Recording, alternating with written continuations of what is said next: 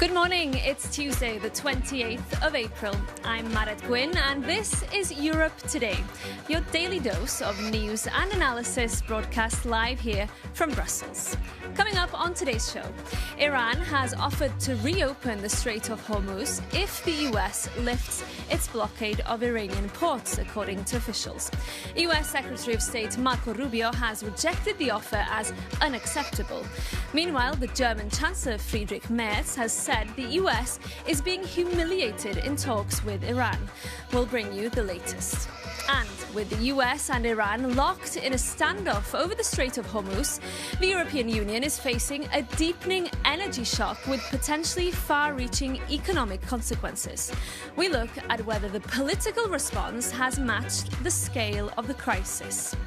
And China has publicly criticised EU plans to shield homegrown European industries with a so-called European preference in public procurement, saying it's discriminatory and vowing countermeasures. We ask what it could mean for the relationship between Beijing and Brussels.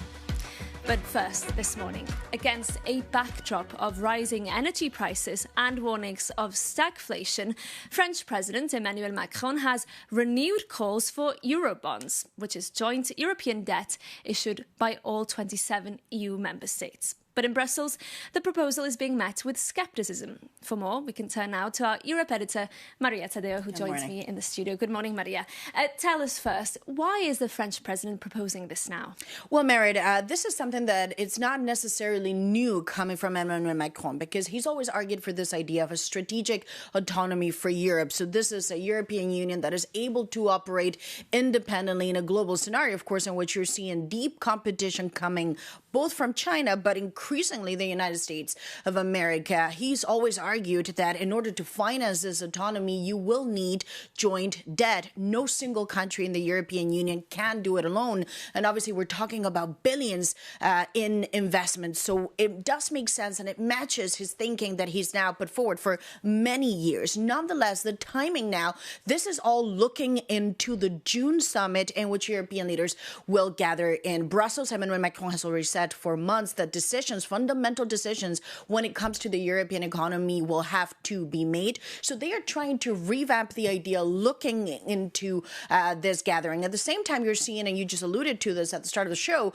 this is a very complex geopolitical but also macroeconomic scenario for the EU. The financing costs, obviously, when you look at interest rates, which are going up, the cost of energy related to the situation in the Middle East, this adds a sense of urgency when it comes to the French, but not just because a growing number of countries, including Greece, by the way, but also the Spanish, they have all argued when it comes to not just new debt, but also the repayment of debt that was previously issued, especially at the time of the pandemic. These payments should be delayed beyond 2026 because the urgency now means that the focus should not be on paying off debt, but actually investing in the future of Europe. What we should note, however, is that the German line, and that is crucial, has not really changed. They continue to say they're not in favor of more debt. The German Chancellor insists that the problem in Europe is really about productivity when it comes to its companies, but it's beginning now to lay out the scene for deep fundamental economic matters, which are also going to include, of course, the European budget and another round potentially of simplification, so meaning cutting off more red tape. I spoke with the economic commissioner last week, and he said expect more measures in that sense. And Brussels is also warning, Maria, that even if there's a peace in Iran tomorrow, there will be potentially very deep economic consequences. So what has the response really been like from them? Yeah, and you're seeing now a growing number of European leaders, including the German Chancellor, repeat that there is no exit plan from the U.S. It's not clear how this war is going to end. And at this stage, you have the Strait of Hormuz with the many ramifications that it has for the global energy market, which has been completely rattled by this war. It's under the grip of an Iranian regime that is totally volatile. We don't know who's actually leading these negotiations. And we're also seeing that the talks are not really making progress. So for the Europeans, the language has not really changed from it's a shock to now you are dealing with a crisis. Last week, the European Commission put forward measures, but it did not move the needle. There is a pressure still from the capitals that the Commission needs to do more. There's also criticism that some of the big measures, which could include, counting out some of the energy costs from fiscal deficits and debt, that should be tweaked, those parameters. There's also been now calls about suspending some of the green rules rules and legislations. There's been calls also about state aid that can work for some countries, but not others which do not have the financial capacity to pay for it. So you're still increasingly seeing capitals are asking for more. I was at an economic forum over the weekend. The response that I got from the industry is that this is much more severe than the language that you hear from the institutions, and that they do want to see more measures, which for the time being have not come. Okay, Maria Tadeo, thank you so much for that analysis for us. Now, moving on, EU lawmakers are gathering in Strasbourg this week with a raft of issues on their agenda. For more, we can cross over now to the European Parliament in Strasbourg and to our correspondent, Vincenzo Genovese, who's there for us. Good morning, Vincenzo. Great to see you. Give us a sense, what can we expect from the Parliament today? Good morning, Maret. Good morning from Strasbourg. The European Parliament is voting today at noon on a report about rape legislation in the EU. The resolution calls on the European Commission to establish a common definition of rape, which should be valid across all the 27 member states, and essentially says that any form of sex without consent should be considered as rape, which is not the case today all across the EU. So why is this important? I'll put that question to Abir Al-Salani, a Swedish MEP who has worked on the file. Good morning and welcome. Good morning. What's the key point of this vote? Well, it comes as a result of a failure from the previous mandate when we discussed the gender-based violence directive, and where we fail actually in delivering this kind of legislation to women. And it comes at a very important timing, not only because of the backlash on gender equality issues globally, but also specifically in Europe, but also because of all these scandals that have been surrounding this topic, from the case of Madame Pilico in France to the so-called rape academy, where you drug women, where the partners drug women, they rape them and they streamed it online. So the violence has evolved against women. Sexual violence in Europe has evolved. Because nowadays the definition of rape is, in some member states, is linked to violence. Exactly, and many of these, let me just focus a little bit on the member states, where they actually were the ones pressuring us, the previous mandate, not to go through with the consent-based legislation. And finally, they are waking up, and now it is actually on them to also push the Commission so we can have this legislative proposal. Because when you do this, when you do not choose the side of women in this, the victims, then you're choosing actually the side of the rapist. You're already chosen a side, you're not neutral. What about the Parliament? All the political groups agree on this resolution? Because I see that some criticism from the far-right parties. Well, unfortunately not. Can you imagine in 2026, they are saying, these far-right parties, the Patriots and the ESN, they are still saying that are women properly dressed? Was she too drunk? What did she do to provoke a rape? Still, they are blaming the woman, the victim, for the rape. And I think that they should be utterly ashamed when they cannot even, in this very volatile situation, they cannot choose the side of the victim. Let's turn to another topic, because tomorrow there is a key debate on the Middle East crisis. What should be done on this crisis? Well, it's not a crisis, it's a war ongoing where actual people, real people, humans like you and me are dying. And they are paying a price for us watching the global order being renegotiated in real time. And what we should have done is we should have been much more clear, much more early in our reactions. We should have brought the Iranian opposition to facilitate their democratic shift, but killing people and calling it a war for democracy, that is just ugly. But are you in favor of a direct involvement of the European countries as suggested by President Trump? Never, never in a war that is a crime against international law. We are better than that. Europeans, EU, we are better than this. If we don't protect the international law, then nobody will. Okay. Thank you very much, and we will follow, of course, this debate and all the votes here in the European Parliament in Strasbourg on Euronews and Euronews.com. Maren. Okay, Vincenzo, thank you so much, and thank you to your guest there, MEP Abir Al-Salani. Now, we're continuing now with the Middle East, where uncertainty, of course, still hangs over the future of talks between the US and Iran. For more, we can now cross over to Doha and to our correspondent, Laila Humaira, who's standing by for us. Laila, great to see you again. Tell us, the Iranian Foreign Minister Abbas Araghchi met President Putin in Moscow yesterday. What was the outcome?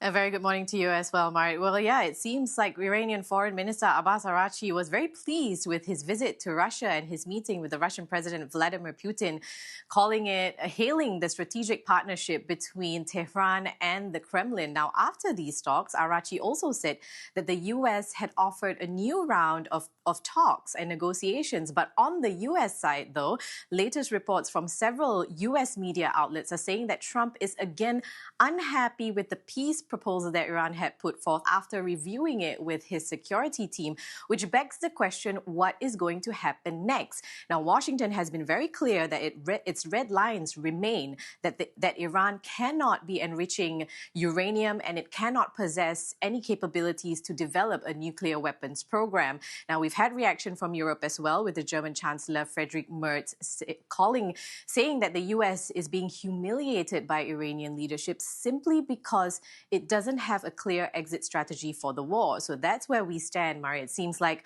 one step forward, but maybe, possibly 2 steps back as well.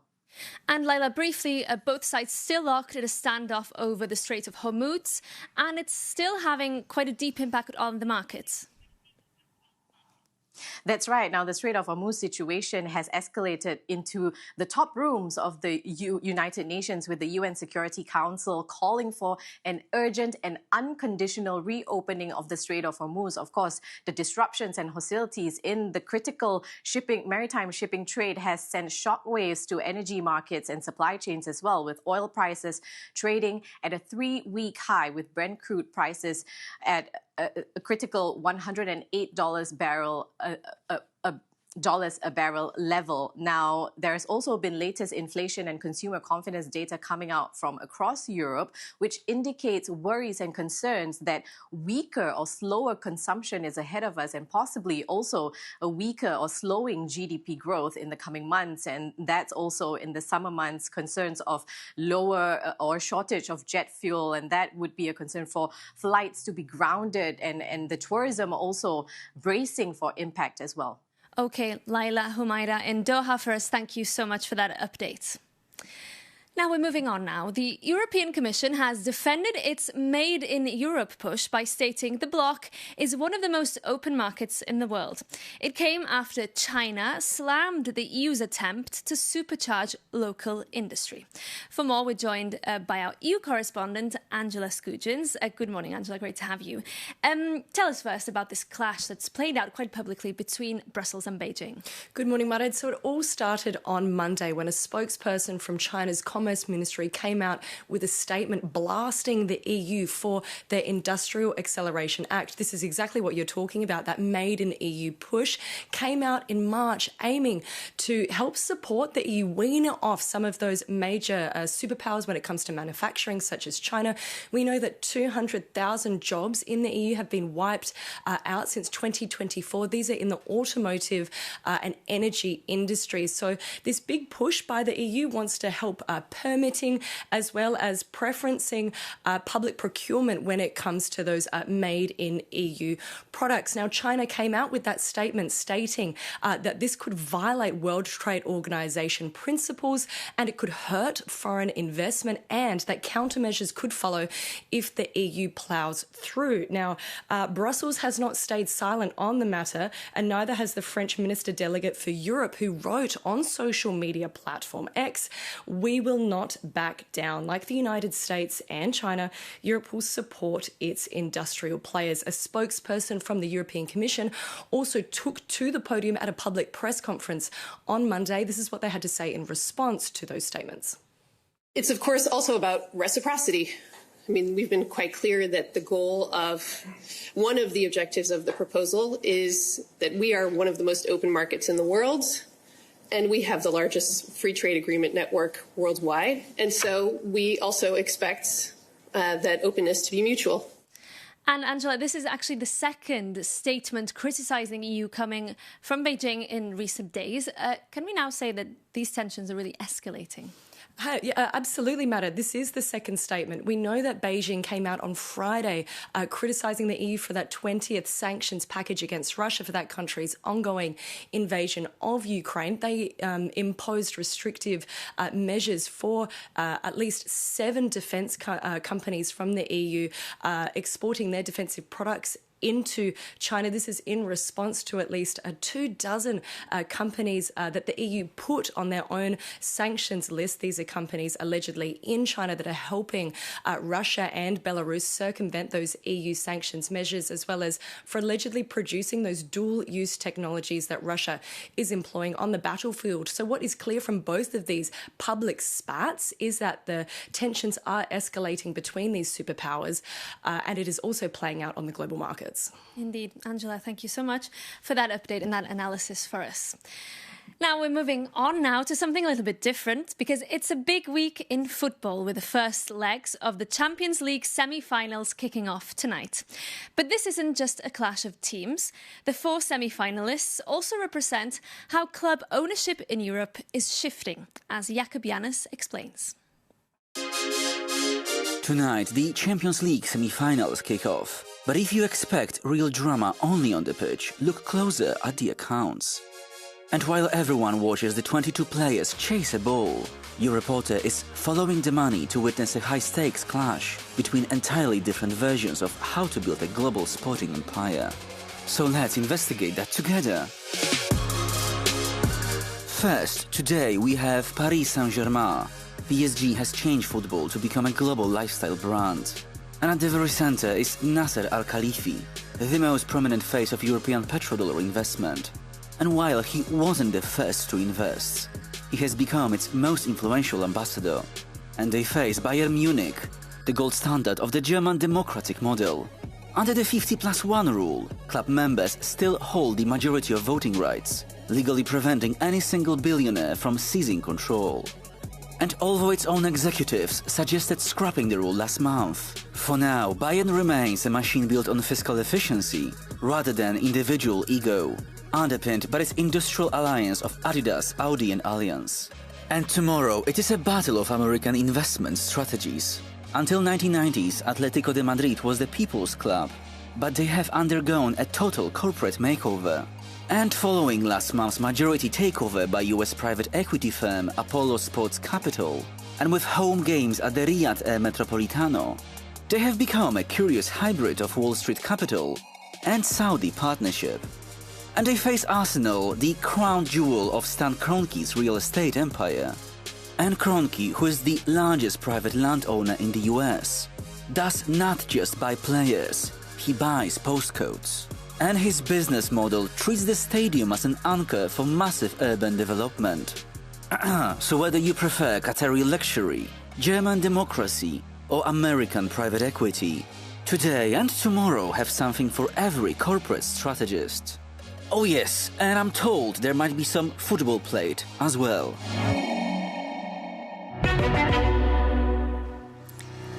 Jakub Janus reporting there. But that brings today's programme to an end. Thank you so much for tuning in. Remember, you can send us your tips, your questions and your feedback. Email us on europetoday@euronews.com. We do love hearing from you. But we'll be back tomorrow with more exclusive interviews, including from the European Parliament in Strasbourg. Make sure to tune in then. See you.